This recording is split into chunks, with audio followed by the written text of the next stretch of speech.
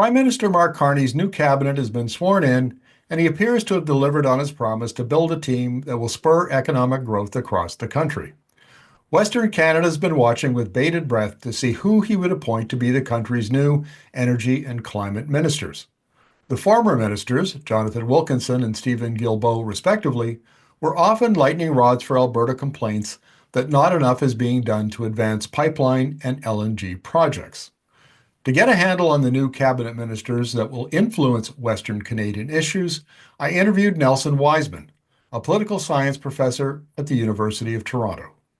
Look, we've got a new cabinet, and maybe we could start with a sort of a high-level discussion of how this Mark Carney's first cabinet, second cabinet technically, but how this one differs from Justin Trudeau's last cabinet.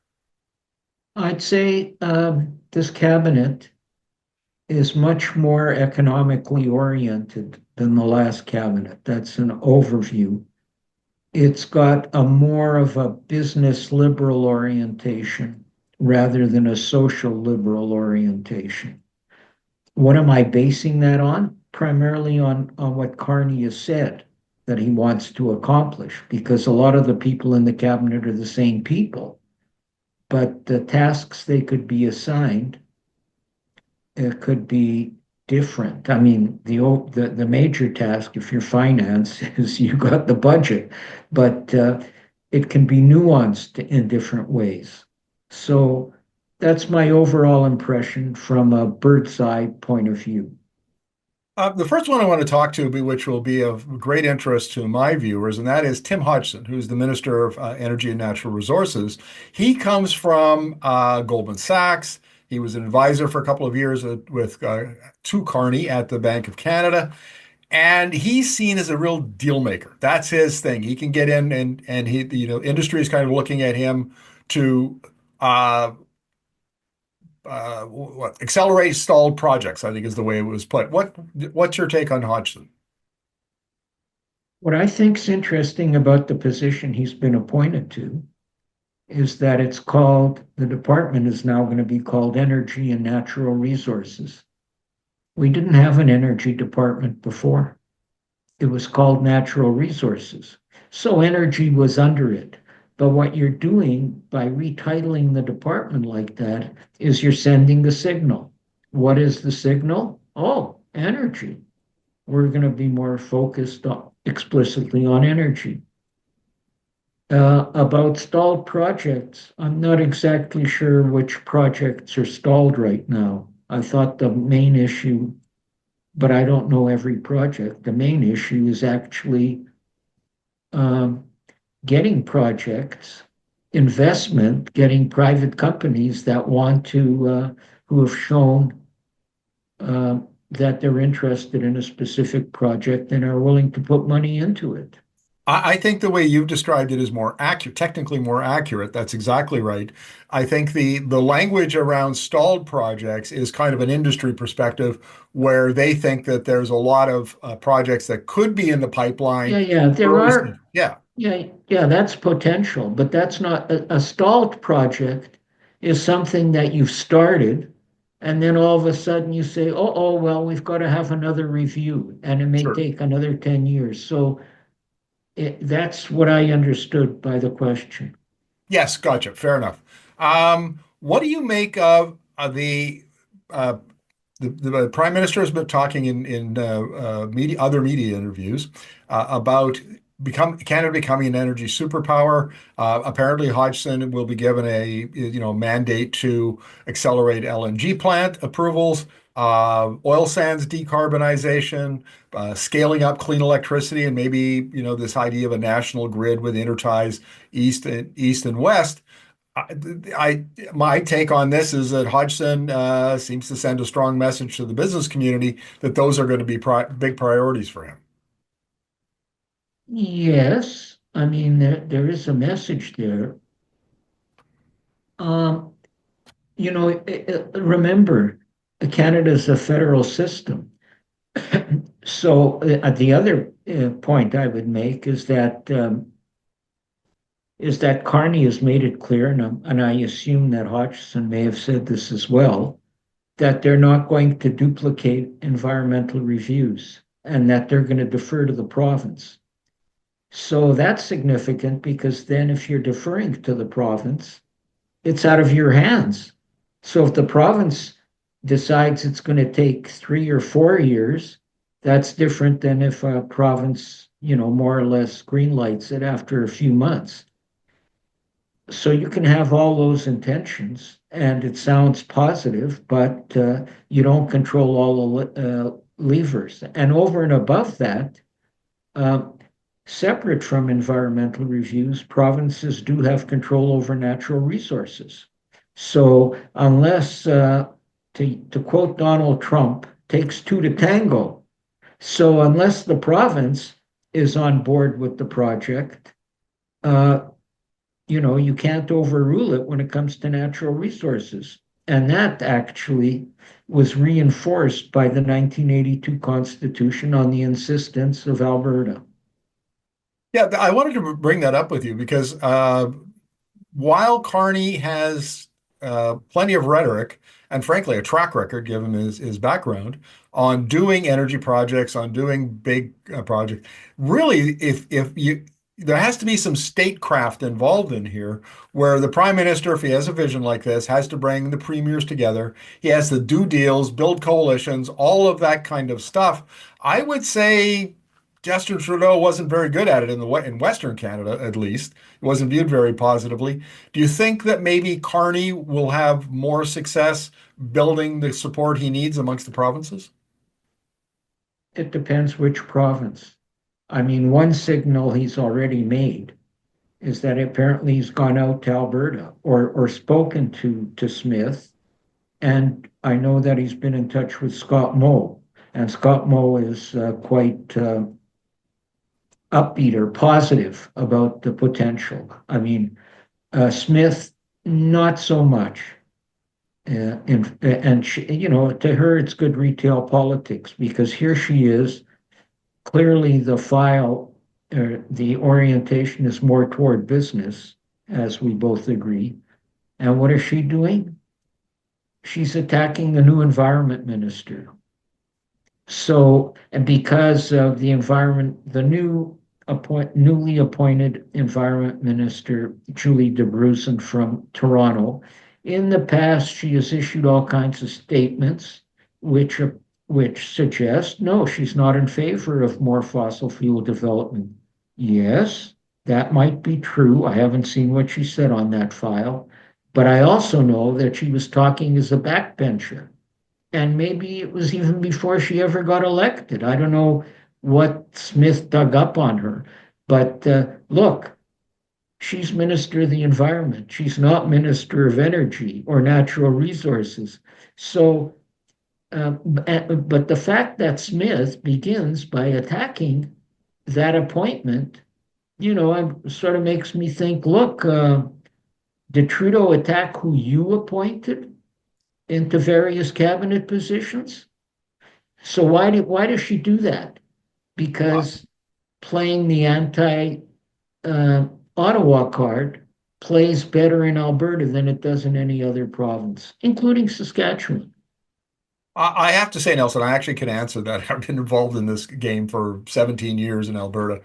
And she is very much a populist, and populists need enemies. And for her, the enemy is Ottawa and the Prime Minister, and in particular the Environment Minister. She was heavily, I mean, personally, almost defamatory about Stephen Guilbeault, the previous minister. So really, she's picking up where she left off, and frankly, nobody in Alberta is quite sure of what her strategy is here. But she clearly, I think she's the wild card. She's a square peg in the round hole when it comes to Carney, and we'll see if he's astute enough and persuasive enough to bring her on side. Okay, that's your Well, you're easy. opinion. I'll give you that, Nelson. Well, look, let's talk about Francois Philippe Champagne, who's the Minister of Finance, and I find him really interesting because he was seen, I think, as a very competent minister when he was what, Industry, Science, and Technology prior to this in the previous cabinet. And so now he's in finance where he's pulling the financial levers, which is a big deal around economic development. And the thinking is that he will be tasked with fine-tuning Canada's industrial policy, which frankly was not very good under the Trudeau government. I don't know. What do you think of the minister? No, I don't think the finance department focuses on fine-tuning industrial policy.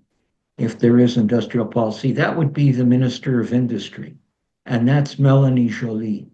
And actually, that appointment surprised me a bit. I uh, I didn't know she had a big business background. I did see that Frank McKenna, the who the former premier of New Brunswick, uh, who works for TD Bank now, and has been very close to the Trudeau and other Liberal governments, said that, well, she's whip smart. Well, okay, so that's what I know. But and also, I don't know if he said it, but I read that her family, she comes from an entrepreneurial family. My impression is that her main area of study may have been international relations. I know she did go to school, I think, at Oxford in Britain. And obviously, Trudeau thought highly of her competence because he had been dismissing foreign ministers every few months, and she had the position longer than ever. The other thing that surprised me is that when Carney went down to see Trump in the Oval Office, he had three ministers with him. And Dominic LeBlanc was there. Champagne wasn't. Who else? But Melanie Joly was there, and David McGuinty was there. So it made sense to me that that was giving signals because and let's talk about them. Why is McGuinty there?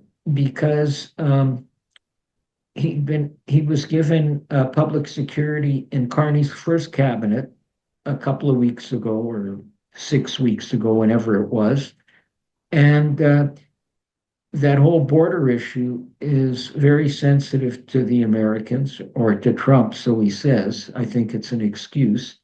And also, McGuinty was the most senior person on the committee the parliamentary committee that was reviewing security, uh, and which was a major issue in terms of foreign interference in our elections and our democratic processes. So, okay, this is remote from Energi, but I could see why Carney took McGuinty and why he kept them. LeBlanc, I also understood, made perfect sense because in that infamous dinner at Mar-a-Lago, whenever it was, I think in late November, before Trump actually was sworn in, Dominic LeBlanc was one of, I think he was the only other minister there, him and Trudeau and Katie Telford. And him and Howard Lutnick, the American Commerce Secretary, exchanged cards and they said they'd keep in touch with each other because at that point, it looked like Lutnick was actually going to be in charge of trade negotiations. And the U.S. trade representative works under him. But what we're seeing in the last 10 days, 2 weeks, is that Trump is shuffling that file over to his Treasury Secretary, Scott Bessent. And I've seen Lutnick on TV, and Trump is very much taken with how people come across on TV because he doesn't read, he watches TV.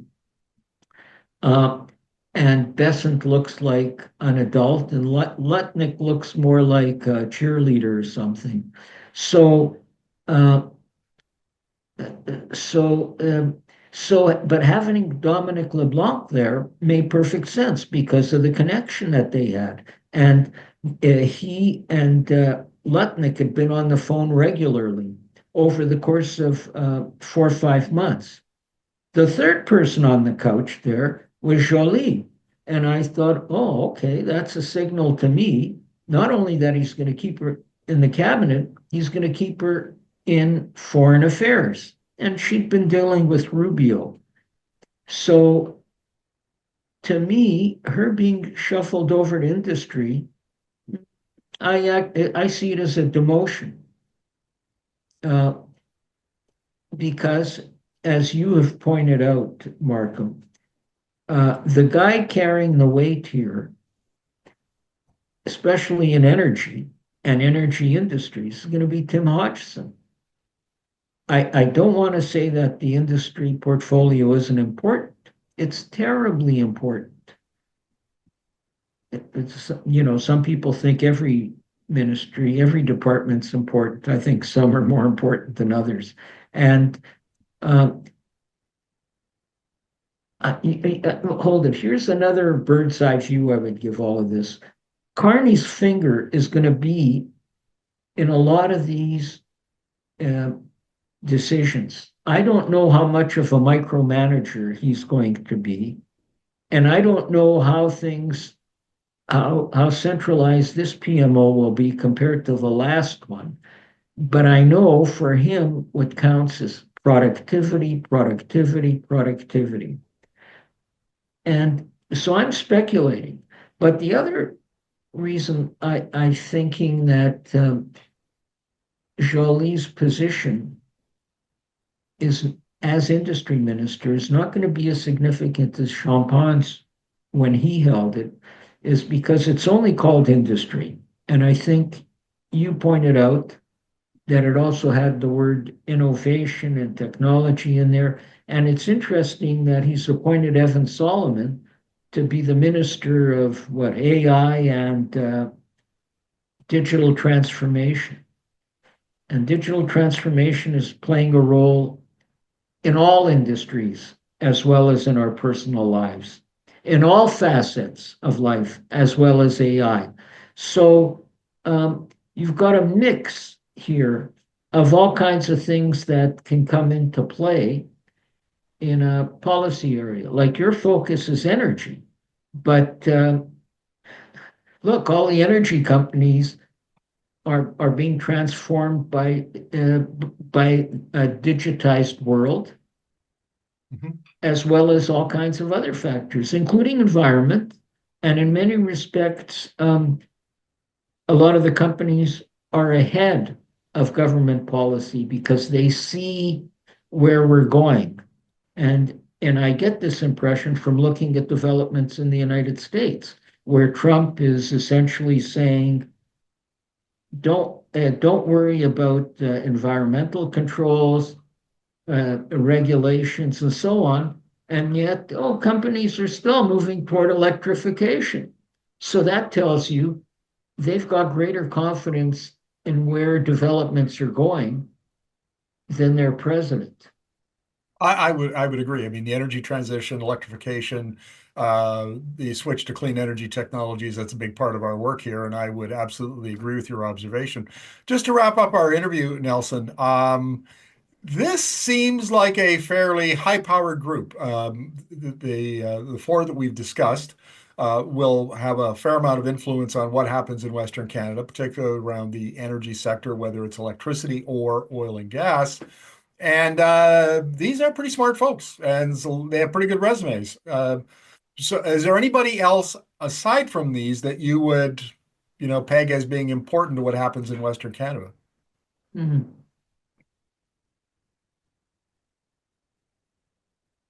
Not off the top of my head, because I knew we were going to talk about energy and three specific departments.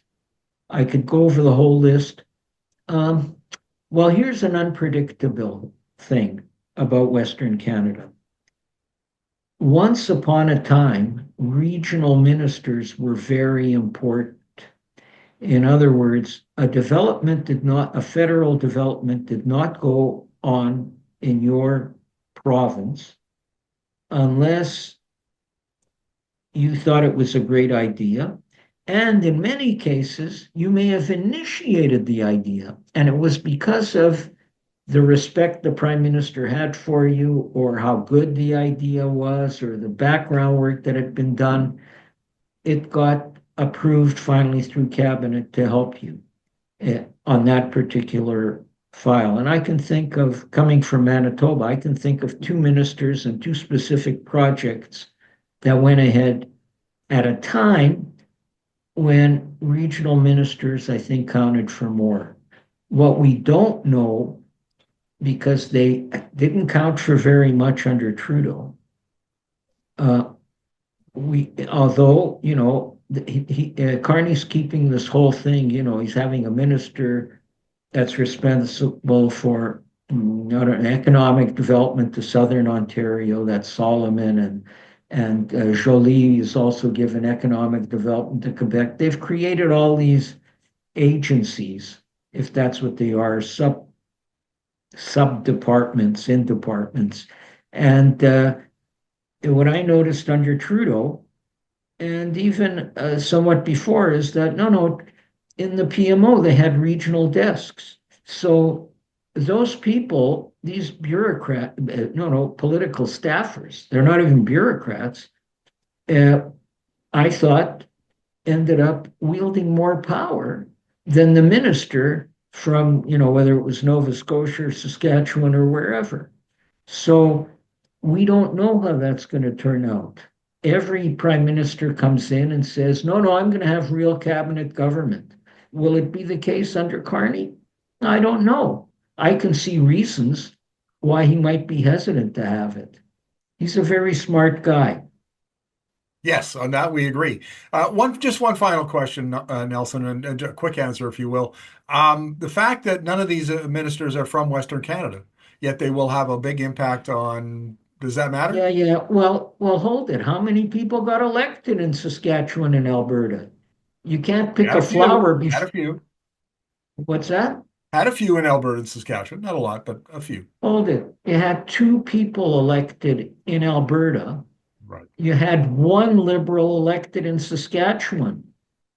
Do you want them uh, because of their competence, or because they come from that province? Or in Manitoba, and then you got to fulfill, you want Indigenous people in there. So there are all these cross pressures on the person putting it in. I assure you, had Alberta elected 7 or 8 Liberals, you would have seen more Liberals from Alberta in the cabinet. That would have sent a signal. So he had to go with what he worked with. And where was the Alberta minister now? Well, she was elected in Edmonton, not from an air, not in the heart of, not in Crowfoot or Right. north in the riding that represents Fort McMurray. That's, and she's not an oil executive from what I can make out. Gotcha. Nelson, thank you very much for this. Really appreciate your insights. Anytime, Markham.